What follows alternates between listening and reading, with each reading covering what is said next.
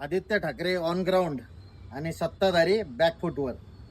जिथं जिथं आदित्य साहेब खड्ड्यांची पाणीसाठी गेले, मुलांना भेटायला गेले, तिथं इथं सत्ताधाऱ्यांनी आधीच डांबर फासायचं काम चालू केलं.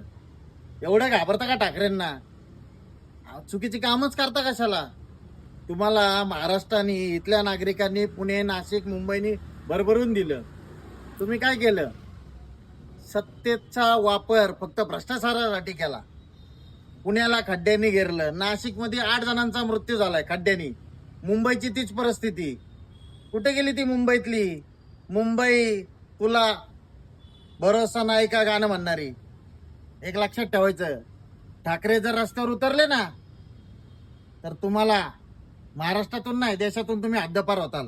एवढंच लक्षात ठेवायचं. सत्ताधाऱ्यांनो, तुम्हाला भ्रष्टाचाराची भूक लागली, ह्याच्या पलीकडे काय सांगणार नाही. जनतेला आता सगळं कळालंय, चोरांची टोळी कोण आहे आणि विकासावर कोण बोलतंय. आदित्य साहेब, तुम्ही पुढे चला. अखंड महाराष्ट्र तुमच्या सोबत आहे. जय महाराष्ट्र.